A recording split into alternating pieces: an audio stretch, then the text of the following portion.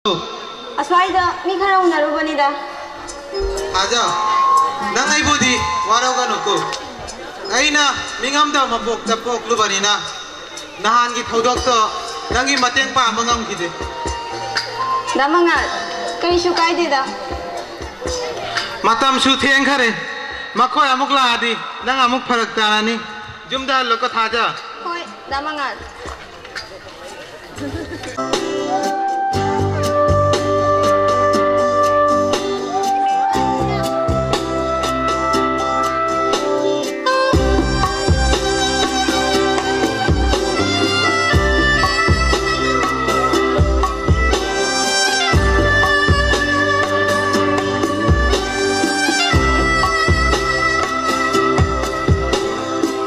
Mesin mangamdraba bukdingi ayuba makulse Mesin mangamdraba bukdingi ayuba makulse Mesin mangamdraba bukdingi ayuba makulse Mesin mangamdraba bukdingi ayuba makulse Nangi wahaigi taure betajilna Pena hanjin hanjin hanjin tindat piro Nangi wahaigi taure betajilna Pena hanjin hanjin hanjin tindat piro Madura hingbagi mama lev lagay Madura hingbagi mama lev lagay Madura hingbagi mama lev lagay Madura Nahan college ahamba kawa numitta nangbo ahamba uruba mikupta aigi thamoida nungsigi mami amata ki ado lafamda phongdok ke khan khiba adubu phongdok pangam khide Lakshmi ai nangbu thamoi sengna nungsi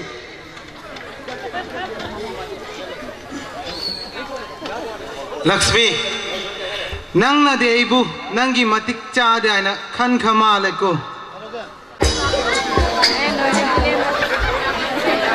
Hey Bacet boss nang idu nei ban loi di ko boss lore boss loi di salon ya adriya ba oi boss bro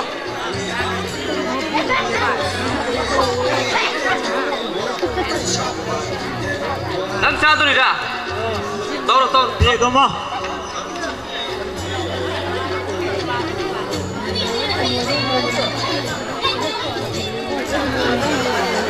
Bacet bos nang ni sakti ni sunu yam berapa bos sunu yam mana beda do sunu ano boy hatang sak ni na boy ni tu no ita re sai ni Hey tu boss Jauh terus acap itu ye Duduk Buron boss yauron dre As tahu ni apa tu asal jadi kita orang jano Hei mai mine pungong ni Bos wah ini saya kalau lewat mana ni bos Si lamben je kodom sake. Si lambi si Mongolpuram to phao mali ne boss. Oh, phap tare. Mati abu jitto ki Mongolpuram chapuduro. Hoi ne boss. Hoi pisko ju toro memo ise. Anda ko gari thobudi nungai ni do. Oh, nungai ni. Wai nungai ni tractor hobo ka gutu ni. Walla roi. Hoi ne boss. Hoi ne. Tractor की गांती एक दी और ओपोदा हाँ परे no यानी कहीं तो जाओ रे बॉस मना जाओ तुमने ना उपाय लेते ने बॉस क्या तो सिया बोलो अरे कौन तो इन्हें नीर सी ने बॉस होए रे अधूर खाई रे सीधी गायता रे तेरा होए बॉस होए रे अगला ही करेगा ज्ञान तारा दी भाई बॉस हम थोले हैं अरे बोले बात Lepo lepo. Ay, ketulibo. Yamba, college photo tacharuge. Kari jaune. Yamba, like maga, khata maga, kolom maga, bag maga jauh jare. Ima ade siki tapi mah ulan jare. Tara tapi ke jauh pro. Ima poge tara tapi aja ujadi ne. Masih di cek tu. Poinnya was cek tu ke ne. Nunggu tanggal lu. Oja, Yamba tiki se bhajan lao yamba. Nunggu tanggal lu. Tanggal lu nih. Ya bukan. Lepo. Baik dan cek tu. Tanggal lu ni kono. Ni kono. Ay na tahu siya. Ay, ni kono ara ka masih.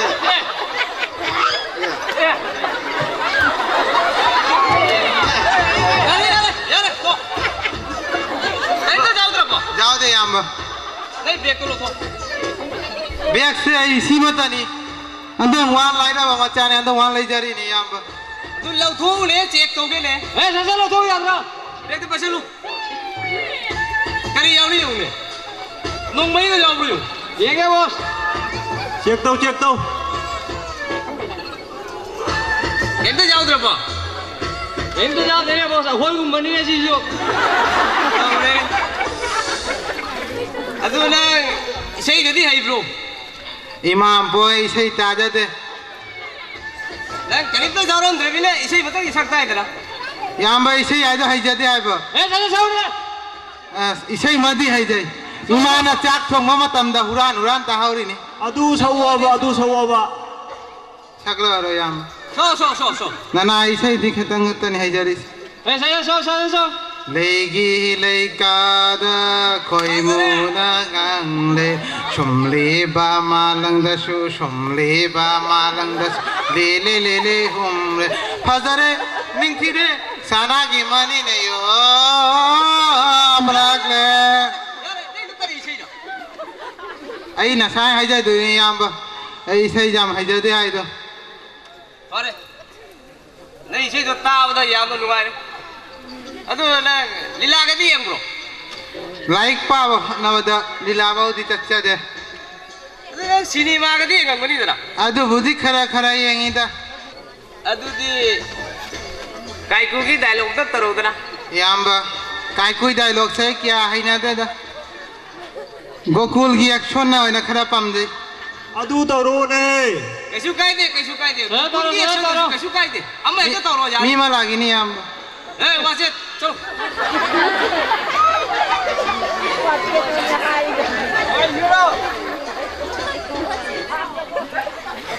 yare toro Yamba A masih panggo to sudah kau ni sudah lo masih ni lu sudah lo Hei, ni lu hei aku masih itu ke Cuma level lu kok level orang ni kau salah was saya Ibu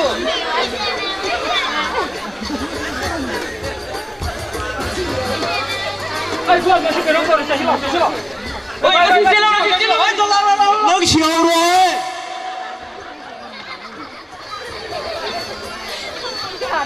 Phải rồi, भाई, नंग ना नी camera सुम दो तो ही गयो नंग। भाई camera battery रो पट डली ने भाई नंग थबक मतंग मपुंग बात सेट चला कन्ना ना तो ना फई नी।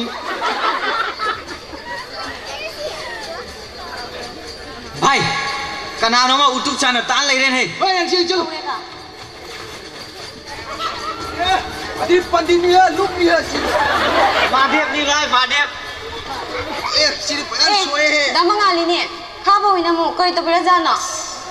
Khaba. Na koy je masal jab na khangi. Ai koy di icham na hinjaba pamjaba miyoy amani. Na koy je miyoy na sijana ba yaba jana te. Bidya tamani haina lakpani na. Ai koy kari shu haide. Adubu mi wagi punsibu asuk dam thina phubi ba. Ai yeng bangam de. Dama nga chasilao.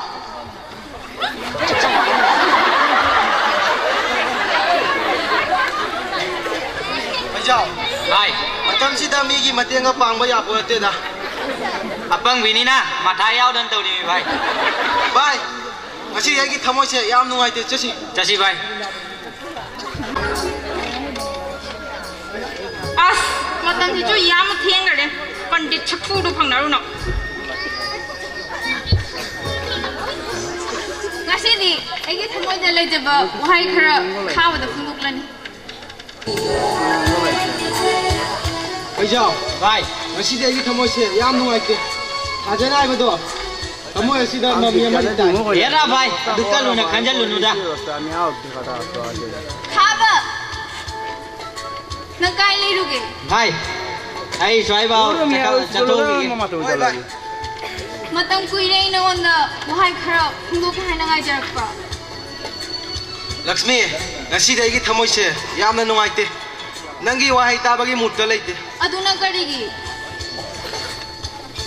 ꯑꯩ ꯊꯥꯖꯗ ꯌꯥꯝꯅ ꯃꯤꯉꯝꯃꯛꯇꯔꯦ ꯃꯉꯣꯟꯗ ꯇꯧꯈꯤꯕ ꯁꯥꯖꯠꯅ ꯑꯩꯕꯨ ꯌꯥꯝꯅ ꯂꯥꯟꯕ ꯇꯥꯍꯟꯈ꯭ꯔꯦ ꯃꯔꯝꯗꯤ ngasi college lakpada mangal do mathong maram khangdaba khara pubira male ado kan ge jatpada thajana uki thajana koina karan tabna laukre ado lakshmi thajana icham chamna leiba matau do thamoi asidadi nungsibagi mami amadi tai adubu hojikti ma nai bu lana laukre lakshmi nang class yaura la ko ai hangalamage da khaba amukta ꯅꯤꯡꯖꯕꯅ ꯑꯃ ꯇꯧꯔꯛꯄꯅ ꯑꯃ ꯃꯉꯥꯜꯅ ꯑꯩꯕꯨ ꯈꯟꯖꯈꯤꯕ ꯑꯩꯅ ꯈꯪꯕꯤꯈꯤꯗꯦ ꯉꯁꯤ ꯑꯩꯅ ꯈꯥꯕꯕꯨ ꯈꯟꯖꯕ ꯈꯥꯕꯅ ꯑꯩꯕꯨ ꯈꯪꯕꯤꯔꯝꯗ꯭ꯔꯦ ꯑꯩ ꯇꯥ ꯃꯉꯥꯜꯗ ꯋꯥꯍꯩ ꯈꯔꯗꯤ ꯐꯣꯡꯗꯣꯛꯅꯤꯡꯉꯤ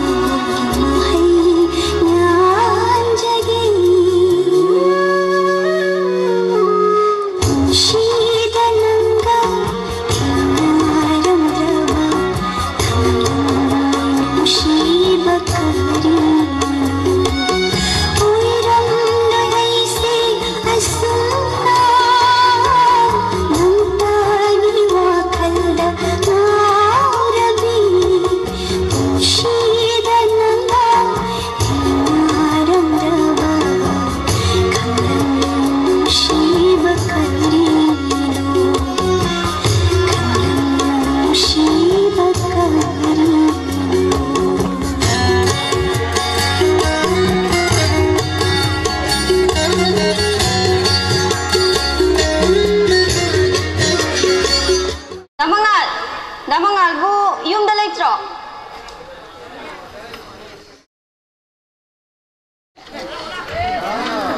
थाजनी ने करी ले रे थाजा Damangal naba pharabo. फरे Damangal nangi thodok do ayam nungai khide. Mi mabu aduk tam thina phubiba makhoya do mi nate shani. Makhoya do gumbaga amuk hana mayon singa ganu ko. थाजा आई नवंदा वहाई खातंग खंगानिंगी Kari haige Damangal. खाबदो लांदबनी नहानैना हाइगाइना तौबो अदु मतांग चाहौदरे Maramdi. खाबदी एबु कनबा लाकपनी Damangal aidi maram khangdabanina ma pulana khalure khutsu tharure ado Damangal ngasidi ai khabaga amukdang phangnaningi mangonda wari khara hainingi थाजा नंग खाबगा उनानिंगबा पामी हाइबैना अइना ताबदी पुंग मंगागी द्वाइदा college की मनाक्ता फैजाउगा हेक हेक फमी आइना ताइने Hare Damangal umai makhaisu tare ayamu unarukige ko chalukige Damangal होय चलो थाजा Oi, takomla. Ai jara ne tang bro oi. Da marak thawai je am noi te.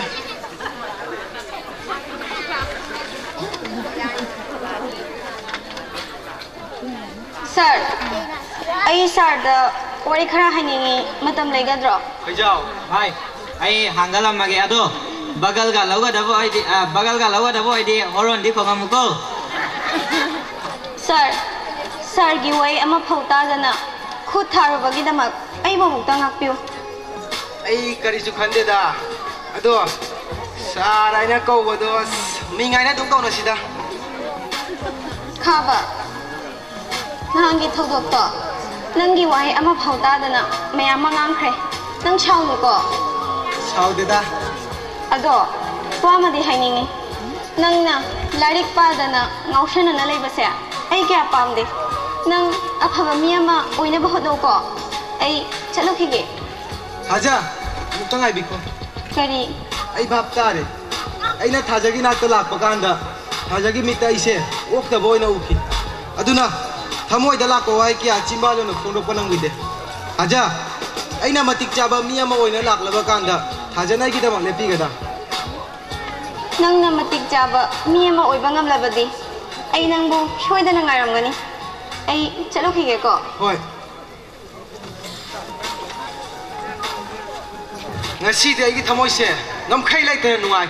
Taom la nei cha la kon tha ge. Bhaiya.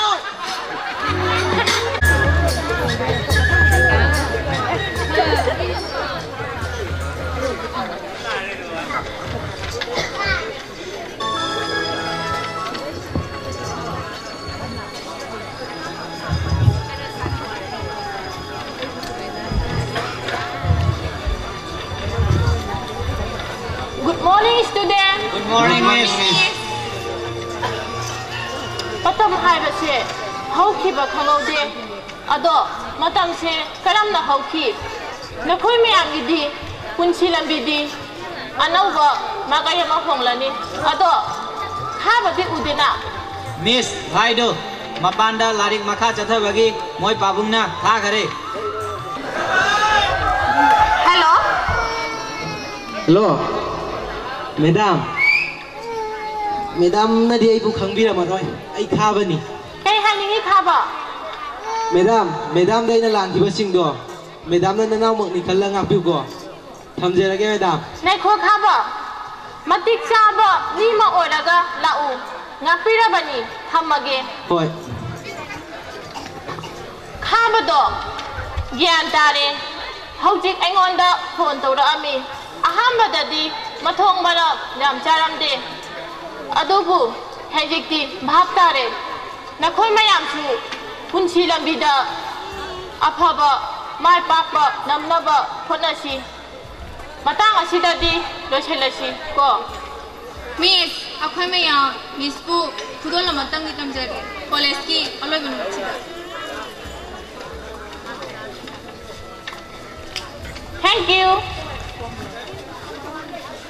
ngasi college ki nungai raba numisida nakhoi mayamsu mi amam oina ba khonau ko matang asida di losilasi ko. Yes, miss. Aza, hai na chithi mak piri.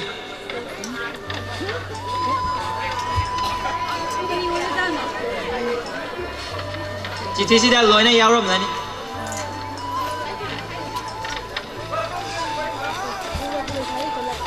Lakshmi, bye mangal. Noi ngahak lehobi gidro.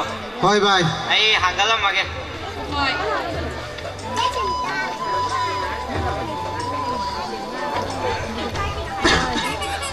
Mangal, nang nungari ko. Nungai di.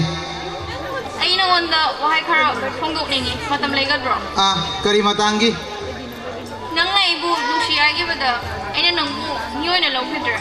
Ado ay ngasidi bhab tare. Angawi ibu nangi punchilambida mafung khara di pibu ko. Lakshmi, nang ngasi haiba wai singse chimbal thongi wahaira natragana thamoi nungi asengba nungsi wahaira Lakshmi. Da mangal aina ngasi phongdok li bawai se chimbal thongi wahai sunate thamoi nungi asengba yawadu ni. Lakshmi, nang ngasi ifamda phongdok li bawai singse asumna hairakani haiba ai manglanda sumanglude nangi thamoina adu yau kharabanina pakhangi ramdam panglasi imang thabirone nurai ne mata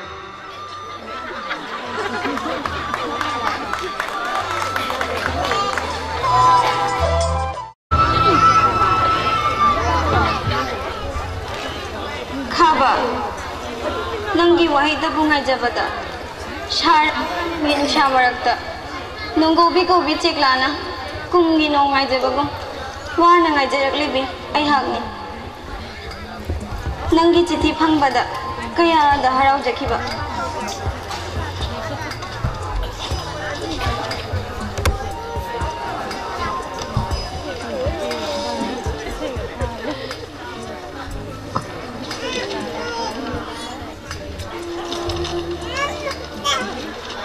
Aja, karam tawri nang nungai dana. Hoi, nungai rom gani aina dikhalli. Aina kharani mapanda leibasida leifam chafam mafam marang khangde. Aigi wakhal se leitafam khangde. Adubu matik chaba mi ama oigi haina lepke wakhanna. Matik chaba mi ama oidaba yade haiduna. Wakhal se phadaraga ngasidi matik chaba mi ama oire. Soidana nangi nanakta November gi tang 23 da thungarani. Matang sigadi wai se tenjal lage nahaki khaba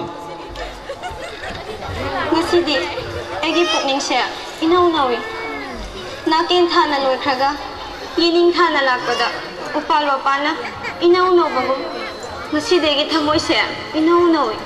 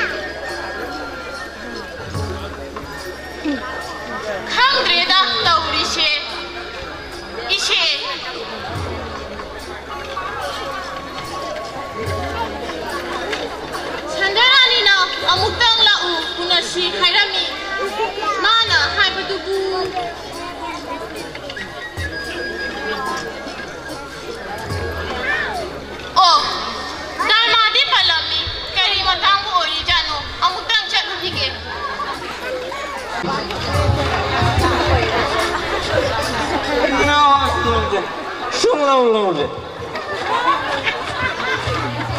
I don't care. Don't worry, baby. I am ready. मेरे मजा के live वक्त ना छंगान साथ आये के live वक्त ना छंगना शेखाए आये के मरुते गनांग लेते आये के मरुते लेगली दे यार नंग नहीं